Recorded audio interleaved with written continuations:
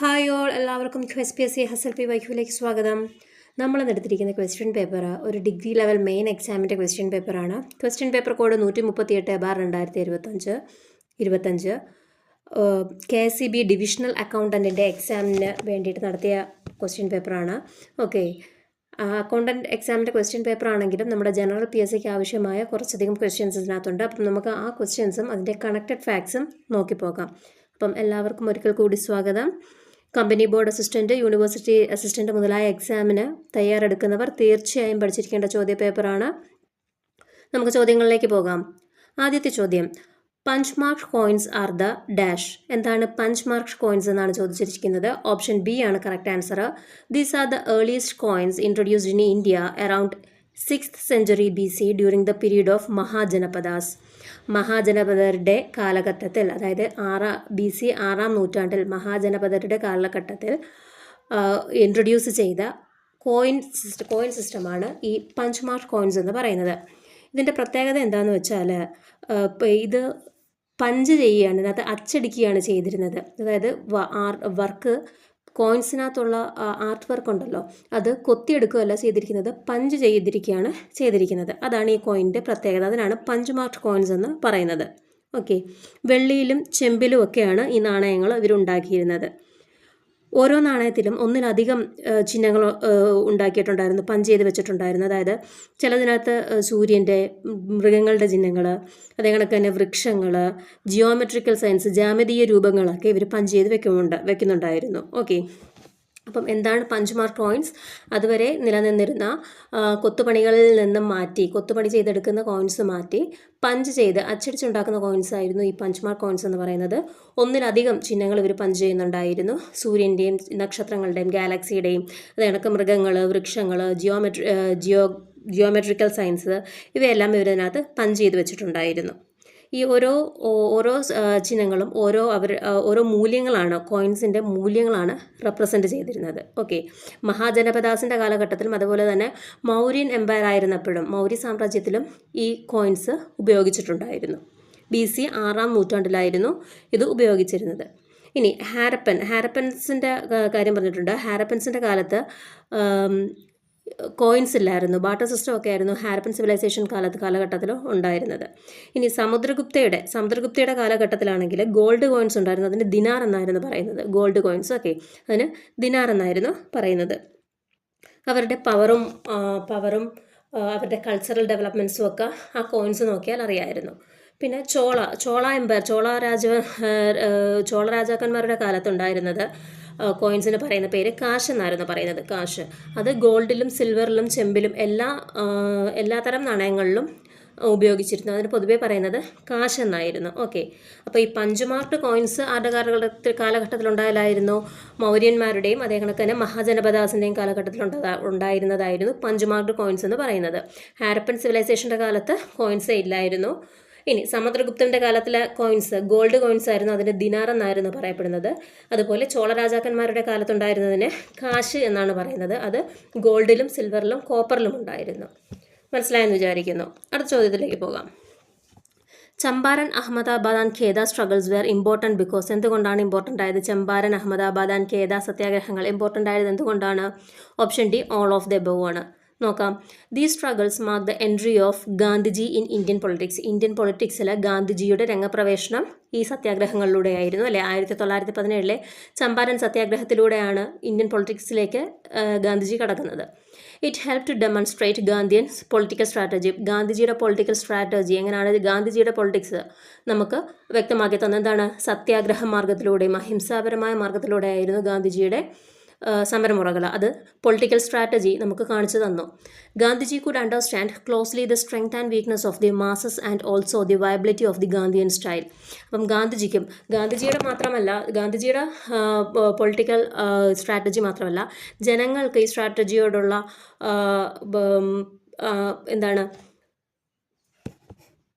സ്വീകാര്യതയും പിന്നെ അവരുടെ സ്ട്രെങ്ത്തും വീക്ക്നെസ്സും, അവരുടെ ശക്തിയും അവരുടെ വീക്ക്നെസ്സും ഒക്കെ ഗാന്ധിജിക്ക് നന്നായിട്ട് മനസ്സിലാക്കാൻ പറ്റിയിട്ടുണ്ട്. ഓക്കെ, അപ്പം ഈ സമരമാർഗത്തോടുള്ള ജനങ്ങളുടെ ഇഷ്ടവും നല്ല വൈഡ് സ്വീകാര്യതയാണ് അല്ലേ ഈ സമരമാർഗത്തിന്, ഗാന്ധിജിയുടെ സമരമാർഗത്തിന് ജനങ്ങൾ നൽകിയത്. അപ്പം അവരുടെ സ്വീകാര്യതയും അതുപോലെ തന്നെ അവരുടെ ശക്തിയും അവരുടെ വീക്ക്നെസ്സും എവിടെയാണെന്ന് മനസ്സിലാക്കാനും ഗാന്ധിക്ക് സാധിച്ചിട്ടുണ്ടായിരുന്നു. ഓക്കെ, അപ്പം Champaran, Ahmedabad and Kheda struggles were important because these struggles mark the entry of the Gandhiji in Indian politics. It helped to demonstrate Gandhian political strategy. Gandhiji could understand closely the strength and weakness of the masses and also the viability of the Gandhian style. Okay. അടുത്ത ചോദ്യം, read the following statements and choose the correct answer. Option A മാത്രമാണ് ശരി. Shubhanshu Shukla was the first ISRO Gaganyatri to visit ISS as part of Axiom mission. Axiom 4 മിഷന്റെ ഭാഗമായിട്ട് international space സ്റ്റേഷനിൽ പോയ ഏക ISRO ബഹിരാകാശ സഞ്ചാരി ആസ്ട്രോണോട്ടാണ് ശുഭാംശു ശുക്ല ആയിരുന്നു അല്ലേ, ശുഭാംശു ശുക്ല. ഓക്കെ, ഇനി അടുത്തത് എന്തുകൊണ്ടാണ് തെറ്റിയത്? As a part of Columbia space mission Rakesh Sharma became the first Indian astronaut landed in space. Columbian മിഷന്റെ ഭാഗമായിട്ടല്ല രാകേഷ് ശർമ്മ പോയത്. ഏത് മിഷന്റെ ഭാഗമായിട്ടായിരുന്നു രാകേഷ് ശർമ്മ പോയത്? സോയസ് 211 മിഷന്റെ ഭാഗമായിട്ടായിരുന്നു, സ്പേസ് മിഷന്റെ ഭാഗമായിട്ടായിരുന്നു രാകേഷ് ശർമ്മ സ്പേസിൽ പോയത്. ഓക്കെ, ഫസ്റ്റ് ഇന്ത്യൻ തന്നെയാണ്, പക്ഷേ കൊളംബിയ സ്പേസ് മിഷന്റെ ഭാഗമായിട്ടല്ല. കൊളംബിയ സ്പേസ് മിഷന്റെ ഭാഗമായിട്ട് പോയതായിരുന്നു കൽപ്പന ചൗള ആയിരുന്നു പോയിരുന്നത്. ഓക്കെ, രാകേഷ് ശർമ്മ സ്പേസിൽ റീച്ച് ചെയ്ത വർഷം ഏതായിരുന്നു? 1984 ആയിരുന്നു, 1984. ഇനി Shubhanshu Shukla was the first Indian collaborated with Soyuz project. Shubhanshu Shukla അല്ല, സോയിസ് പ്രോജക്റ്റായിട്ട് കൊളാബറേറ്റ് ചെയ്തത് രാകേഷ് ശർമ്മയായിരുന്നു. ശുഭാംശു ശുക്ല കോപ്പറേറ്റ് ചെയ്ത ഏതാണ്? ആക്സിയം 4 മിഷനുമായിട്ടായിരുന്നു അല്ലേ, ആക്സിയം 4 മിഷനുമായിട്ട്. ഓക്കെ, അടുത്തത് SpaceX Dragon is an International Space Station owned by Russia അല്ല US ആണ്. അപ്പം SpaceX Dragon is an International Space Station owned by US ആണ്. ഓക്കെ, അടുത്ത ചോദ്യം നോക്കിയേ. Madhav Gadgil report is related to. എന്താണ് Madhav Gadgil report? Option C 3 and 4 ആണ്.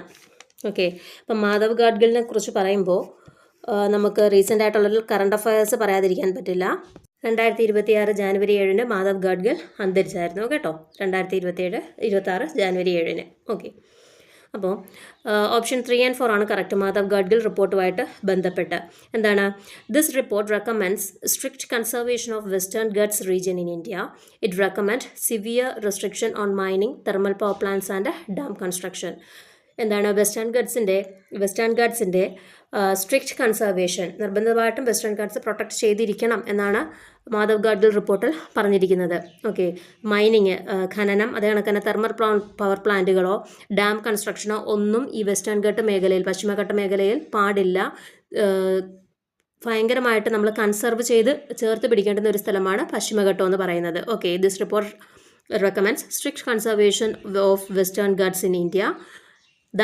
It recommended severe restrictions on mining, thermal power plants and dam construction. അടുത്ത statement നോക്കിയേ.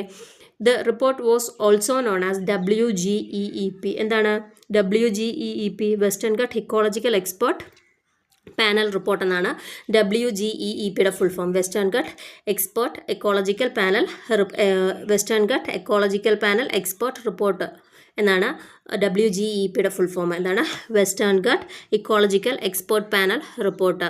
Submitted to the ministry of environment and forest. ഏത് മിനിസ്ട്രിക്കാണ് സബ്മിറ്റ് ചെയ്തത്? വെസ്റ്റേൺ ഗട്ട് റിപ്പോർട്ട് സബ്മിറ്റ് ചെയ്തത് ഏത് മിനിസ്ട്രിക്കാണ്? എൻവയൺമെൻറ്റ് ആൻഡ് ഫോറസ്റ്റ് ഡിപ്പാർട്ട്മെൻറ്റിനാണ്, മിനിസ്ട്രിക്കാണ്. ഗവൺമെൻറ് ഓഫ് ഇന്ത്യ ഡേറ്റ് സഹിതം കൊടുത്തിട്ടുണ്ട്. എന്നാണ് 31 August 2011, 2011 August 31 ministry of environment and ഫോറസ്റ്റിന് വെസ്റ്റേൺ ഗട്ട് കമ്മിറ്റി റിപ്പോർട്ട് കൊടുത്തത്. ആരായിരുന്നു ചെയർമാൻ? മാധവ് ഗാഡ്ഗിൽ ആയിരുന്നു ചെയർമാൻ. ഓക്കെ, മാധവ് ഗാഡ്ഗിൽ എന്നാണ് അന്തരിച്ചത്? ജാനുവരി 7, 2026.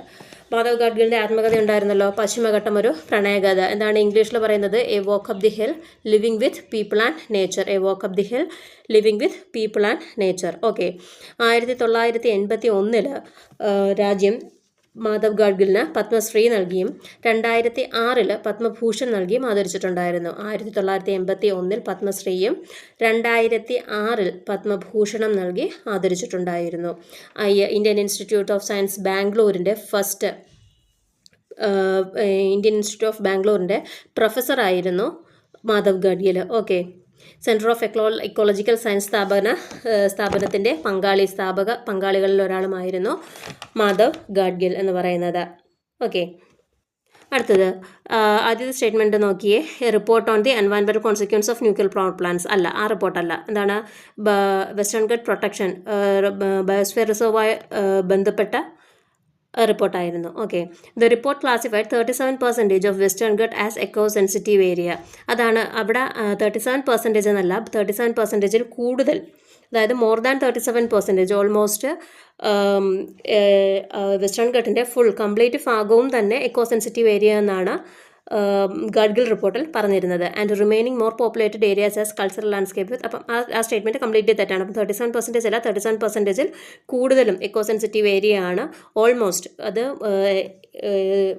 എന്താണ് ഇക്കോളജിക്കൽ സെൻസിറ്റീവ് ഏരിയ ആയിട്ട് പ്രഖ്യാപിച്ചിട്ടുണ്ടായിരുന്നു. ഓക്കെ, ഇക്കോളജിക്കൽ സെൻസിറ്റീവ് ഏരിയ ആയിട്ട് പ്രഖ്യാപിച്ചിട്ടുണ്ടായിരുന്നു. ഓക്കെ, അത് സോൺ വൈസ് ഇത് തിരിച്ചിട്ടുണ്ടായിരുന്നു. ഈ എക്കോളജിക്കൽ സെൻസിറ്റീവ് ഏരിയയെ എക്കണോമിക് സെൻസിറ്റീവ് ഏരിയ സോൺ 1, 2, 3, അതായത് ഹൈ, മോഡറേറ്റ്, ലോവർ സെൻസിറ്റീവ് എന്ന 3 തരമായിട്ടായിരുന്നു തിരിച്ചിരുന്നത്. അപ്പം ഈ വെസ്റ്റേൺ ഗട്ട്സിൻ്റെ ഓൾമോസ്റ്റ് എല്ലാ ഭാഗവും എക്കോളജിക്കൽ സെൻസിറ്റീവ് ഏരിയ ആയിരുന്നു. ഓക്കെ, ഇനി 37% എന്ന് പറഞ്ഞത് പിന്നീട് വന്ന കസ്തൂരി രംഗൻ റിപ്പോർട്ടാണ്. 37% ആണ് എക്കോളജിക്കൽ സെൻസിറ്റീവ് ഏരിയ എന്ന് പറഞ്ഞിരുന്നത്. ഓക്കെ, ഇത്രയുമാണ് മാധവ് ഗാഡ്ഗിൽ റിപ്പോർട്ടിനെ കുറിച്ച് പറയാനുള്ളത്. അടുത്ത ചോദ്യം നോക്കിയേ. നിങ്ങൾക്കപ്പം വീഡിയോ ഇഷ്ടമാവുന്നുണ്ടെങ്കിൽ ഒന്ന് ലൈക്ക് ചെയ്ത് സപ്പോർട്ട് ചെയ്യുക, ചാനലൊന്ന് സബ്സ്ക്രൈബ് ചെയ്യുക കേട്ടോ. Select the correct statement about Tehri dam. Tehri ഡാമിനെ കുറിച്ച് കറക്റ്റ് സ്റ്റേറ്റ്മെൻറ്റ് ഏതെന്നാണ് ചോദിച്ചിരിക്കുന്നത്. ഓപ്ഷൻ ഡി ആണ് correct, 3 and 4. It is this dam was built on Bhagirathi river in Uttarakhand. ഉത്തരാഖണ്ഡിലെ ഭഗീരഥി നദിയിലാണ് തെഹ്രി ഡാം സ്ഥിതി ചെയ്യുന്നത്.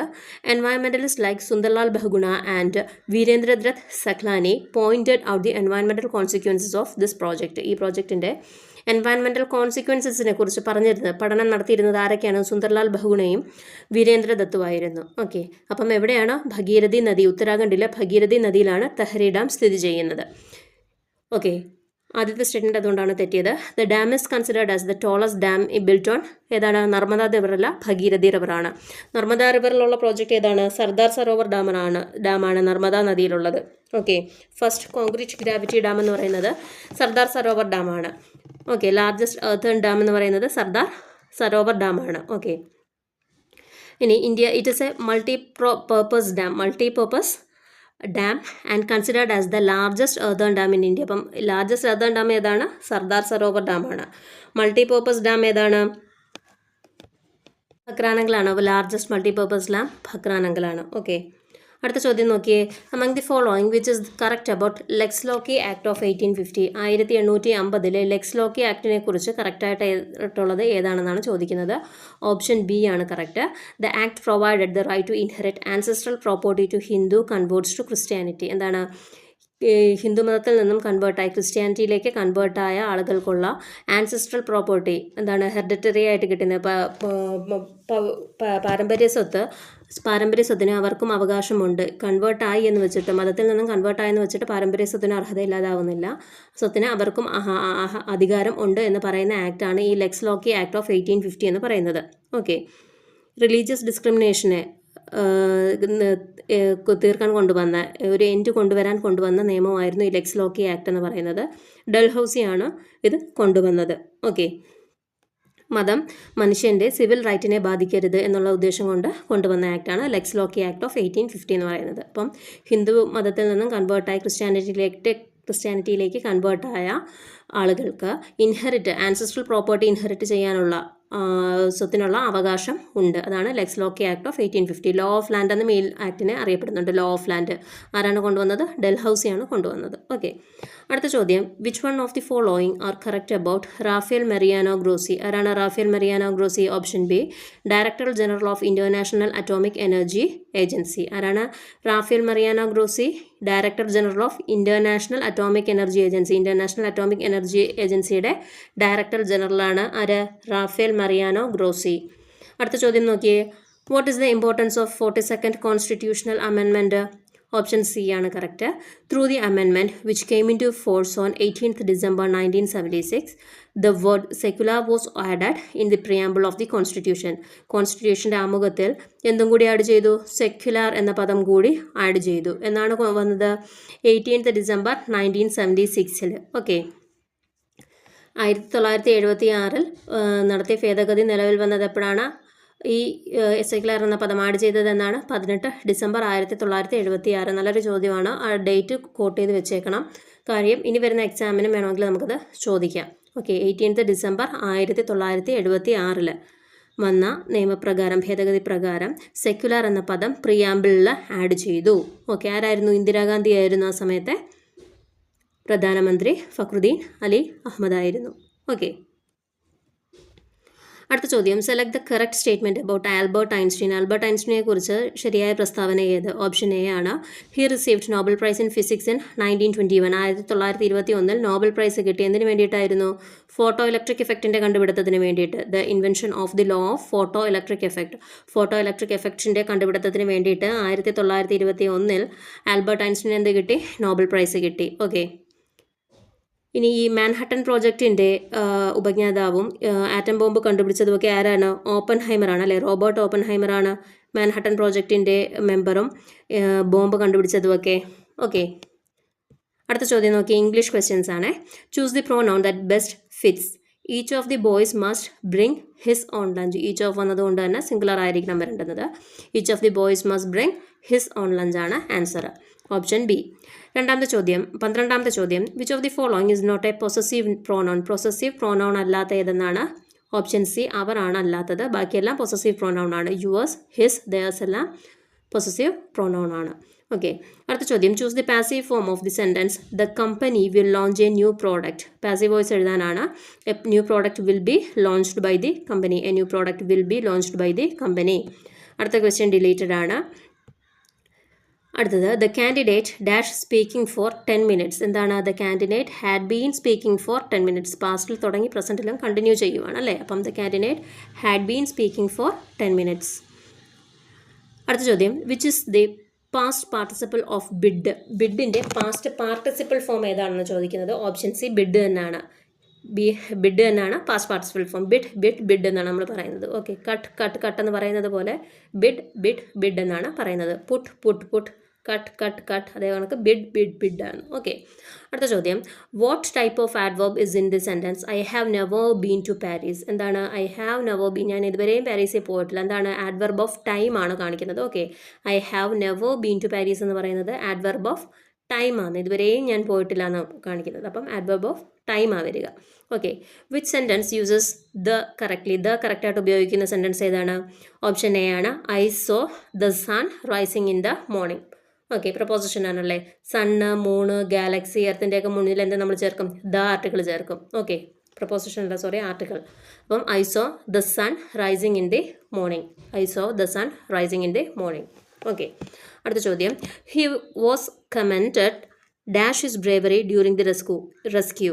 ഇതാണ് പ്രപ്പോസിഷൻ. ഏതാണ്? He was commended for. കമൻറ്റഡിൻ്റെ കൂടെ ഫോർ ആണ് വരുന്നത്. Commended for his bravery during the rescue. He was commended for his bravery during the rescue. അടുത്ത ചോദ്യം, അൺസ്ക്രാമ്പിൾ ദ ലെറ്റേഴ്സ്. കറക്റ്റായിട്ട് ഓർഡറിൽ എഴുതാനാണ് ആ ലെറ്റർ. എന്താണ് വരുന്നത്? ലേൺ ആണ്. LEARN. ലേൺ. ഓക്കെ. അടുത്ത കുറച്ച് മാത്സ് ചോദ്യങ്ങളാണേ. നിങ്ങൾക്ക് വീഡിയോ ഇഷ്ടമാവുന്നുണ്ടെങ്കിൽ ഒന്ന് ലൈക്ക് ചെയ്യുക, ചാനലൊന്ന് സബ്സ്ക്രൈബ് ചെയ്ത് സപ്പോർട്ട് ചെയ്യുക കേട്ടോ. അടുത്ത ചോദ്യം, what is the extension of SMPS. SMPSൻ്റെ എക്സ്റ്റൻഷൻ എന്താണ്? സ്വിച്ച് മോഡ് പവർ സപ്ലൈ ആണ്. Switch mode power supply. അപ്പം ഇത്രയുമാണ് നമുക്ക് ആവശ്യമുള്ള ക്വസ്റ്റ്യൻസ്. ബാക്കി അക്കൗണ്ടൻറ്റിൻ്റെ എക്സാം ആയതുകൊണ്ട് തന്നെ അക്കൗണ്ടിങ്ങുമായിട്ട് റിലേറ്റ് ചെയ്ത കാര്യങ്ങളാണ് പിന്നെ അങ്ങോട്ട് വരുന്ന 100 ചോദ്യങ്ങളെന്ന് പറയുന്നത്. അക്കൗണ്ടിങ്ങിൻ്റെ ട്രാൻസാക്ഷൻസും ജേർണൽ എൻട്രീസും ഒക്കെ ആയിട്ട് ബന്ധപ്പെട്ട, അക്കൗണ്ടൻറ്റുമായിട്ട് ബന്ധപ്പെട്ട ക്വസ്റ്റ്യൻസ് ആണ് പിന്നെ വരുന്നതൊക്കെ. അപ്പം ഇത്രയും ക്വസ്റ്റ്യൻസ് ആണ് നമുക്ക് ജനറൽ PSCക്ക് ആവശ്യമായിട്ടുള്ളത്. അപ്പം ചാനൽ ഡിസ്കഷൻ ഇഷ്ടമാണെന്നുണ്ടെങ്കിൽ നിങ്ങൾ തീർച്ചയായും സപ്പോർട്ട് ചെയ്യുക. നമ്മുടെ ചാനലിലൂടെ 10th ലെവൽ 12th ലെവൽ എല്ലാ എക്സാംസിൻ്റെയും പ്രിലിംസും മെയിൻസുമായിട്ടുള്ള റീസെൻ്റായിട്ട് നടത്തിയിട്ടുള്ള എല്ലാ എക്സാംസിൻ്റെയും ക്വസ്റ്റ്യൻ പേപ്പർ ഡിസ്കസ് ചെയ്യുന്നുണ്ട്. വിത്ത് റിലേറ്റഡ് ഫാക്ട്സ് ആണ് ഡിസ്കസ് ചെയ്യുന്നത്. ഓക്കെ, അപ്പം കാണാത്തവർ കയറി കണ്ടു നോക്കുക. ഞാനിവിടെ പ്ലേലിസ്റ്റ് കൊടുത്തിരിക്കാം. അതുപോലെ തന്നെ SCERT ക്ലാസ്സസും പ്രൊവൈഡ് ചെയ്യുന്നുണ്ട്. 5th standard basic science complete ആയിട്ടുണ്ട്. സോഷ്യൽ സയൻസ് കണ്ടിന്യൂ ചെയ്തുകൊണ്ടിരിക്കുകയാണ്. അപ്പം കാണാത്തവർ അതും കൂടെ കയറി കണ്ടു നോക്കുക. പ്ലേലിസ്റ്റ് ഇവിടെ കൊടുത്തേക്കാം, ഡിസ്ക്രിപ്ഷനിലും കൊടുത്തേക്കാം. ഓക്കെ, അപ്പം എല്ലാവരുടെയും സപ്പോർട്ട് പ്രതീക്ഷിക്കുന്നു. Thank you all.